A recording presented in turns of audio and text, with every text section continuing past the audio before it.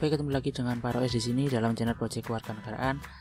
Tentunya masih dalam pembahasan mengenai tryout P3K calon ASN P3K tahun 2021. Di video kali ini adalah lanjutan dari video saya yang sebelumnya, yaitu mengenai pembahasan dengan jenis soal-soal panjang berbentuk pernyataan dengan jawaban bernomor. Baiklah, itu adalah pembahasan kita hari ini. Langsung aja kita mulai pembahasan.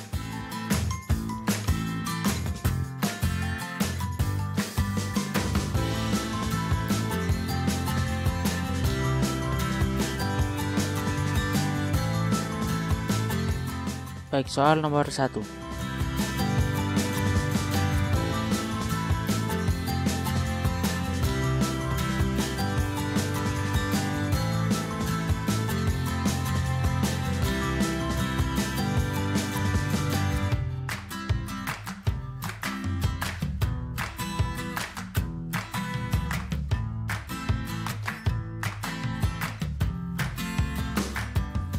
Perhatikan ilustrasi berikut ini.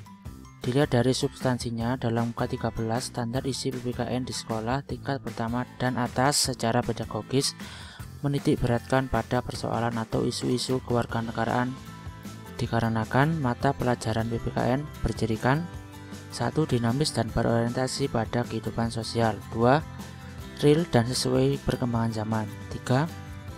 Berorientasi pada masa lalu dan masa depan. 4. Bersifat global dan universal. 5. Harus sesuai dengan kepentingan pemerintah.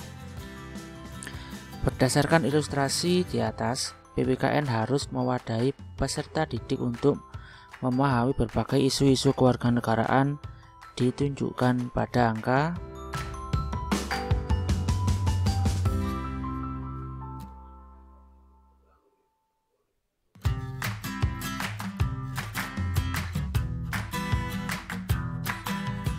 tiga dan 4, 3 dan 5, 4 dan 5, 1 dan 2, atau 2 dan 3. Langsung aja kita lihat pembahasannya.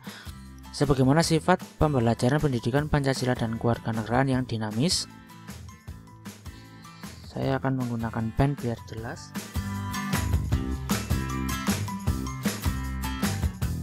Oke. Dinamis seiring dengan perkembangan zaman, bahwa pendidikan Pancasila dan kewarganegaraan harus mewadahi peserta didik untuk memahami berbagai persoalan atau isu-isu kewarganegaraan. Pendidikan Pancasila dan kewarganegaraan hendaknya membekali peserta didik di sekolah dengan pengetahuan tentang isu-isu global, budaya, lembaga, dan sistem internasional. Ya, di sini kita bisa menemukan jawabannya langsung. Berarti yang pertama, dinamis dan berorientasi pada kehidupan sosial. Ada di dalam pernyataan ini, seiring dengan perkembangan zaman, real dan sesuai dengan perkembangan zaman. Oke. Yang ketiga, berorientasi pada masa lalu dan masa depan, ini kurang tepat. Bersifat global dan universal, harus sesuai dengan kepentingan pemerintah, ini juga kurang tepat. Berarti jawaban yang paling tepat adalah 1 dan 2. Baik, soal yang selanjutnya.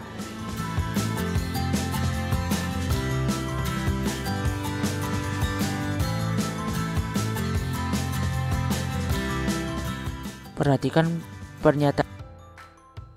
Nilai-nilai yang dapat dikembangkan dalam hubungan antar negara secara jelas dinyatakan dalam pembukaan Undang-Undang Dasar Negara Republik Indonesia tahun 1945. Ya, ini ikut melaksanakan ketertiban dunia yang berdasarkan kemerdekaan, perdamaian abadi, dan keadilan sosial. Nilai-nilai hubungan antar negara di dalamnya memuat nilai kemerdekaan, perdamaian, dan keadilan sosial. Republik Indonesia tahun 1945. Oh, ini sepertinya terlalu banyak ngopinya ya. Sampai kemana tadi? Oke, ini berarti salah ya atasnya, jadi nggak usah kita baca, langsung. Nilai-nilai yang terkandung di dalamnya antara lain ada kemerdekaan, tanggung jawab, perdamaian abadi, keadilan sosial, dan kompetensi global. Nah, berdasarkan pernyataan di atas, nilai-nilai dasar yang dapat dikembangkan dalam hubungan antar negara sebagai warga negara global adalah ini. Kalau kita cermati lagi, tercantum di dalam pembukaan Undang-Undang Dasar ya, pembukaan Undang-Undang Dasar Negara Republik Indonesia tahun 1945. Nah, nilai-nilai yang dapat dikembangkan dalam hubungan antar negara secara jelas dinyatakan dalam pembukaan Undang-Undang Dasar Negara Republik Indonesia tahun 1945, yaitu ikut melaksanakan ketertiban dunia yang berdasarkan kemerdekaan, perdamaian abadi, dan keadilan sosial. Baik, itu adalah 3 poinnya. Berarti kemerdekaan, kemudian perdamaian abadi, dan jadi 1, 3, dan 4. Tadi ini kalau kita lebih cermat lagi, pernyataan ini sudah ada di dalam soal tersebut ya. Ini ada kemerdekaan di dalam soal tersebut. Baik ya.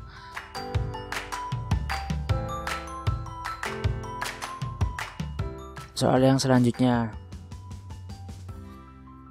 berikut ini merupakan bagian dari tingkat kesadaran saling tergantung dan kepedulian sosial kepada orang lain, masyarakat, dan lingkungannya. Implementasinya dalam pembelajaran pendidikan Pancasila dan kewarganegaraan dalam bentuk 1. Mengkaji masalah-masalah sosial. 2. Memecahkan masalah-masalah sosial. 3. Mengumpulkan data konflik sosial. 4. Mendiskusikan etika berkomunikasi. 5. Mempresentasikan dengan teknologi. Berdasarkan pernyataan di atas, penguatan nilai tanggung jawab sosial dalam pembelajaran pendidikan Pancasila dan kewarganegaraan ditunjukkan pada angka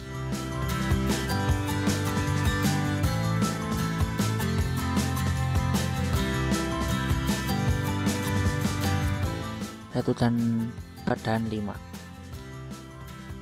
Penguatan nilai tanggung jawab sosial dalam pembelajaran pendidikan Pancasila dan kewarganegaraan. Baik, kita langsung lihat pembahasan tingkat kesadaran saling ketergantungan dan kepedulian sosial. Jadi kalau kita cermati lagi dalam soal tersebut, si pembuat soalnya mencantumkan definisi dari, kemudian peserta didik berlatih mengembangkannya dengan cara ikut serta mengevaluasi masalah-masalah sosial dan mengidentifikasi kasus-kasus atau contoh-contoh ketidakadilan dan kesenjangan global. Ya, mengevaluasi masalah-masalah sosial. Hampir sama dengan mengkaji ya. Oke, jadi nomor 1 oke ya. Mengkaji masalah-masalah sosial, memecahkan masalah sosial, mengidentifikasi kasus dan contoh ketidakadilan dan kesenjangan global. Ya, berarti di sini udah ketemu penguatan nilai tanggung jawab sosial dalam pembelajaran pendidikan Pancasila dan kewarganegaraan adalah dalam bentuk mengkaji masalah sosial, kemudian mengidentifikasi kasus sampai juga memecahkan beberapa kasus-kasus sosial. Untuk mengumpulkan data konflik sosial ini kurang tepat. Mendiskusikan etika berkomunikasi juga kurang tepat. Mempresentasikan di sini adalah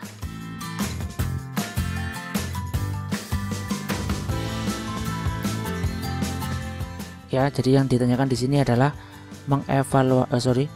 penguatan nilai tanggung jawab sosial dan kewarganegaraan, tentunya dengan cara mengkaji, mengidentifikasi sampai memecahkan masalah, baru kemudian peserta didik bisa merasakan yang namanya penguatan nilai-nilai tanggung jawab dalam kehidupan sosial ya. Jadi yang paling tepat adalah nomor 1 dan nomor 2.